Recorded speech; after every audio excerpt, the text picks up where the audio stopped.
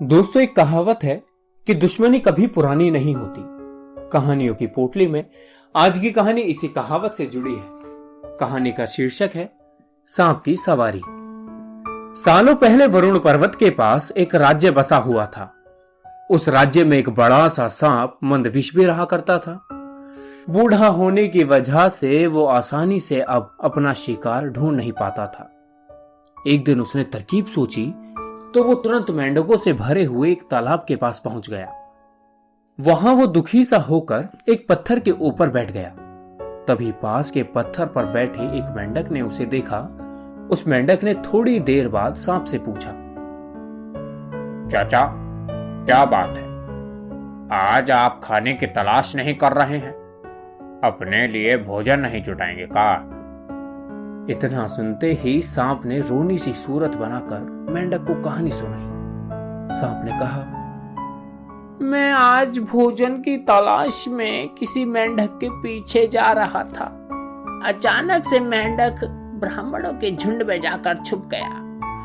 मेंढक को भोजन बनाने के चक्कर में मैंने गलती से एक ब्राह्मण की लड़की को काट दिया, जिससे उसकी मौत हो गई। इससे नाराज होकर उन्होंने मुझे श्राप देते कहा कि तुझे अपना पेट भरने के लिए मेंढकों की सवारी बनना पड़ेगा। इसी वजह से मैं इस तालाब के पास आया हूँ। यह बात सुनते ही वो मेंढक तुरंत तालाब के अंदर गया और अपने राजा को सारी बातें बताई। राजा कहानी सुनकर हैरान हुआ। पहले तो उसे बिल्कुल भी यकीन नहीं हुआ, लेकिन कुछ देर बाद सोच विचार करने के बाद मेंढकों का राजा जलपाक तालाब से बाहर निकलकर एकदम कूदते हुए सांप के फन पर जा बैठा। राजा को ऐसा करते हुए देखकर अन्य मेंढक भी ऐसा ही करने लगे। सांप समझ गया था कि मेंढक अभी मेरी परीक्षा ले रहे हैं। सांप भी बिना विचलित हुए आराम से सबको अपने फन पर कूदने दे रहा था और उन्हें घुमा रहा था। इसके बाद मेंढकों के राजा ने कहा, जितना मजा मुझे सांप की सवारी करके आया, उतना मुझे आज तक किसी की सवारी करके नहीं आया। मेंढकों का भरोसा जीतने के बाद अब धीरे धीरे सांप रोज मेंढकों की सवारी बनने लगा। कुछ दिन बाद चतुर सांप ने अपने चलने की गति थोड़ी धीमी कर दी। ये देखकर मेंढकों के राजा जलपाक ने पूछा, हे सर्प, तुम्हारी चाल इतनी धीमी क्यों है?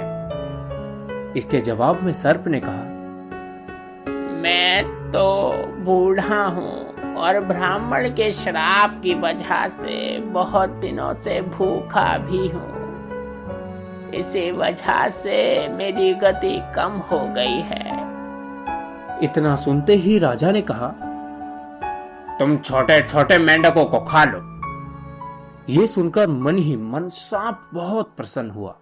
उसने कहा, राजन, मुझे ब्राह्मण का श्राप है। मैं मेंढक नहीं खा सकता हूँ, लेकिन अगर आप कहते हैं तो मैं खा लेता हूँ। ऐसा करते करते वो रोज छोटे छोटे मेंढकों को खाने लगा और तंदुरुस्त हो गया।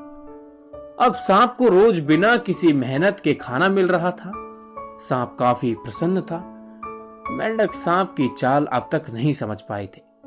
मेंढक के राजा को भी सांप की साजिश की भनक तक नहीं लगी। होते होते एक दिन सांप ने मेंढकों के राजा जलपाक को भी खा लिया और तालाब में रहने वाले सारे मेंढकों के वंश का नाश कर दिया। दोस्तों, इस कहानी से हमें ये शिक्षा मिलती है कि हमें किसी दुश्मनी को पुरानी नहीं समझना चाहिए, क्योंकि हमें नहीं पता कि कब हमारा दुश्मन हम पर हमला करने के लिए घात जमाए बैठा है। किसी भी शत्रु की बात का जल्दी से भरोसा भी नहीं करना चाहिए। इससे खुद की और अपने लोगों की हानि होना निश्चित है।